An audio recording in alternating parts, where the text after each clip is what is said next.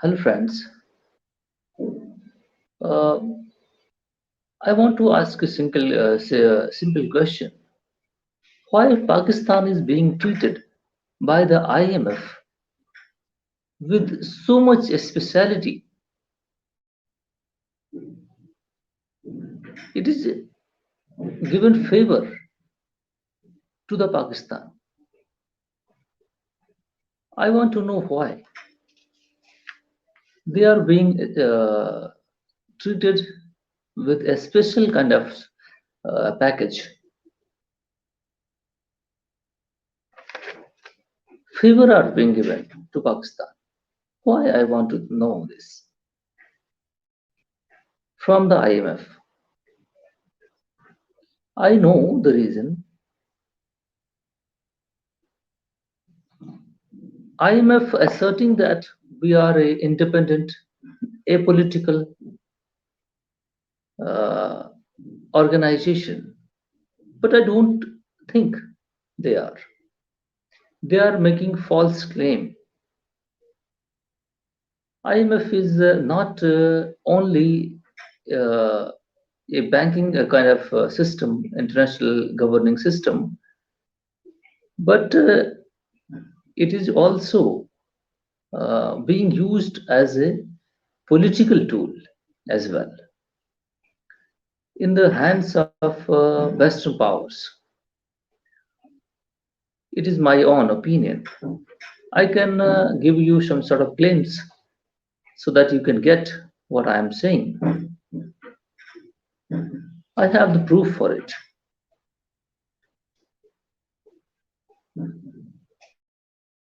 Due to the international internet disruption, my videos is not being recorded rightly.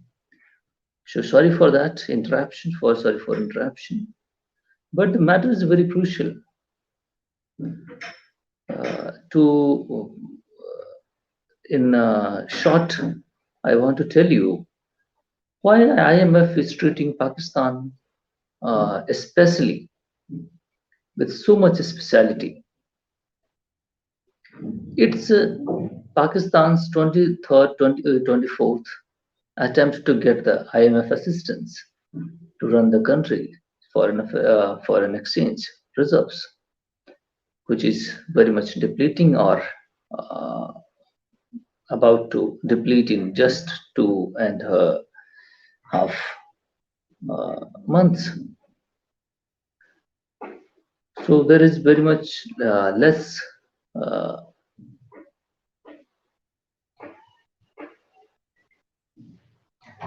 Pakistan have no potential to actually uh, repel the international impacts. It is kind of something a uh, bankrupt, meltdown economy. It cannot sustain. We know it. It's a failed kind of system. But IMF is still, relying on them, trusting on them. For what? I know that IMF is a post uh, colonized, post colonization system being, driven by the motive of to protect the Western countries' interest. There is a quota system, in the IMF. I want to tell my viewers there is a quota system in the IMF system. Every country has to under some sort of quota that represents their voting rights as well. So, in same proportion, the this quota system is very much, lenient towards the Western countries. If they all the countries, if Western countries votes for that, uh, in collectively, every and any policy they can implement. So this system, which is unfair, is governing the international system since 75 years. So it is a very, uh, I would say that a new uh, colonizing system. It is a very brute word, I know it, but we are using it. A new system which is running the world right now. Uh, it's Pakistan's 24th attempt to get the IMF assistance. Uh, I'm comparing with India. If you see it and compare with India, when India, uh, you know, 1991 and the 90s, when India was in early 90s in trouble, the very same IMF uh, uh, put forth in front of India a very difficult kind of reform systems. Reforms was very nice, no doubt, but the agreement agenda they put forth in front of our government on that time was difficult to follow, and but Indian government does that. Even in the circumstances on that time, the gold reserves of India was pledged into the Bank of England. But what plus the Pakistani government is doing consistently in their 24th attempt? What kind of assurance they are giving to the IMF? Uh, very same IMF said to India that you have to pledge your gold reserves and many other assets. Then I will give you money. The very same IMF is bowling the very same ball to very soft ball to Pakistan, as they have already done with India a very hard ball, which was very difficult to India to play. Understand it how IMF and international system works into the hands of the Western powers. India was India had the potential. Everybody knows that India was following the socialist system. The but the Western countries wanted to capitalist system, and they have already kind of designed such sort of system, World Bank kind of system, IMF, and uh, many other systems they have designed, and these systems are purely unfair, and everybody knows that this is unfair system, and that's why India and many other developing nations saying that these institutions needs to be reformed, and our shares of the global south countries must have to be in proportion to their strength. And it just you see that 2 point something 38 or less than 3 percent in IMF quota India had has been granted by the IMF. So you look at how they are unjust. There should and the chairperson of these Western institutions is only the Western country citizens. No other nations citizens can be the chairperson of the or director of the organized system, this governing system. So you need to understand it, how they are being designed unfairly. Uh, so I was reading various newspaper today, and in the economy section, I uh, read that foreign exchange reserves of India have been reached to $642 billion right now, in which the Pakistan is about to bankrupt. So the IMF is making another negotiations with the Pakistani country, Pakistani governance system. They need to reform themselves, and many other steps they are advocating to Pakistani systems to take the reform measures. That's the reform is a very nice thing, but the purpose of the reform should be in the favor of the uh, you know the country that is making reforms, not in the favor of the Western countries. Reforms should be in the favor of the you know reforming countries, not in the favor of the Western countries who is actually uh, making their political objectives uh, in the favor of uh, their wetlands.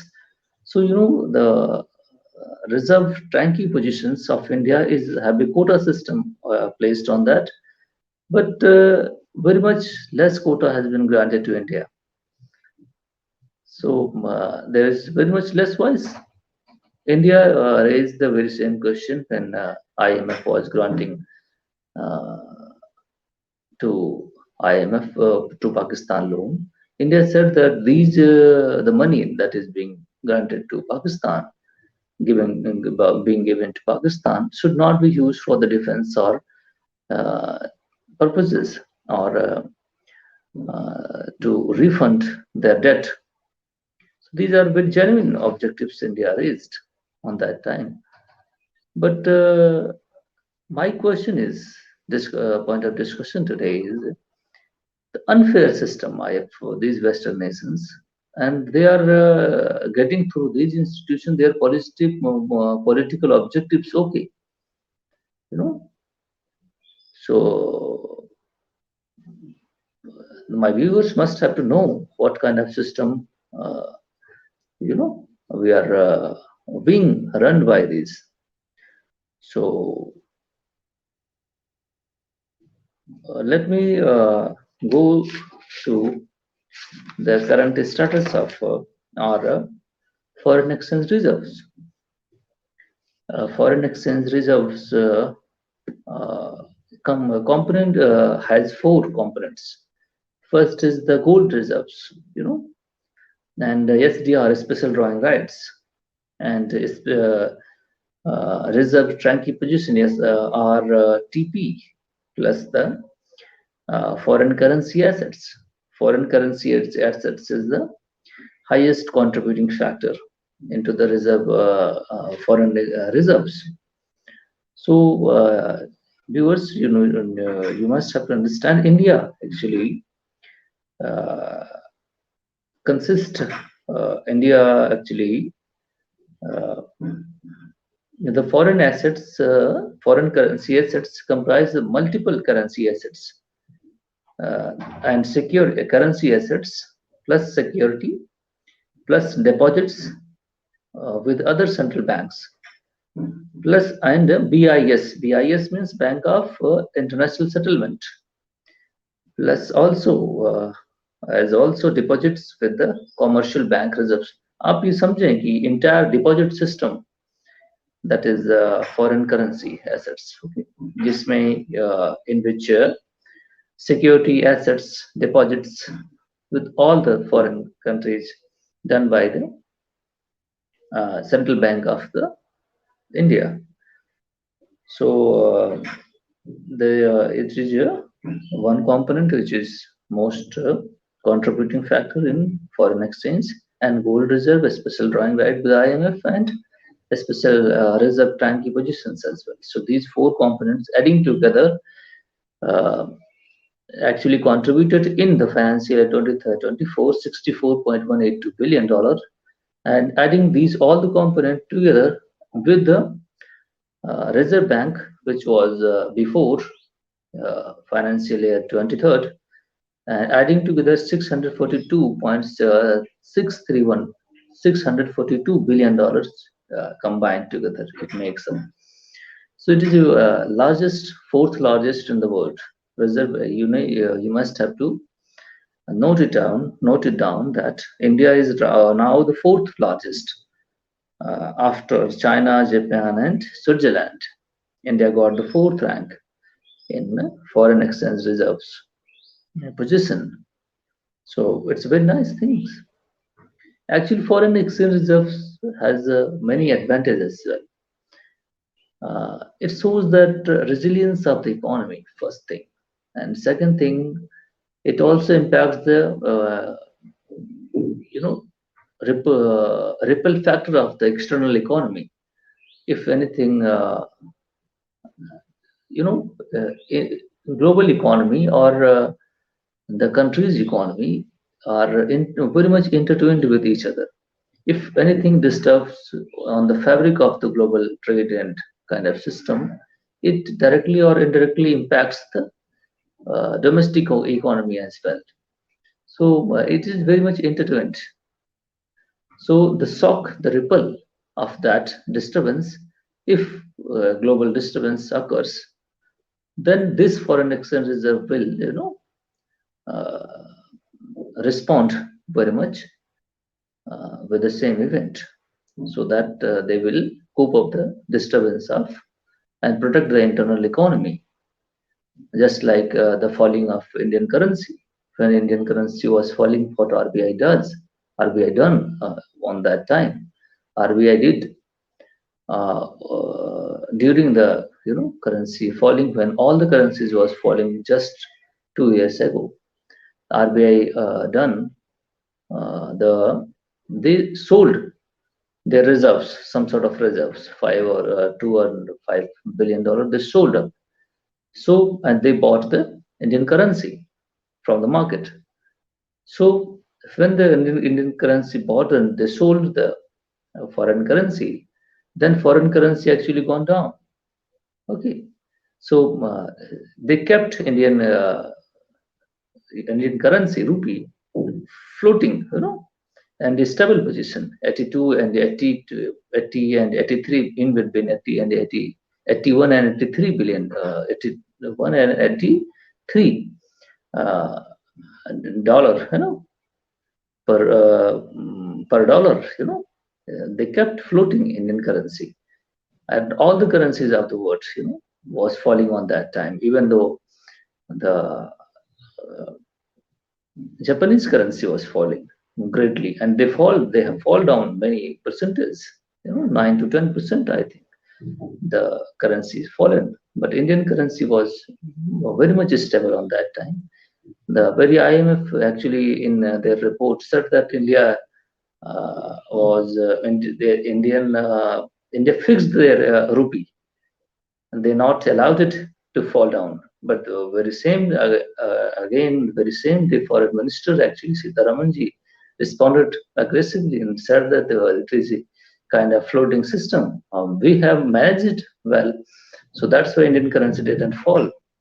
So it is, if you have the reserve, you can protect your economy from external shock, as well as you can boost your imports as import export kind of trade, and you can increase your economy, and you have a kind of buffer system that will be at the shock of everything, will protect the economy as well.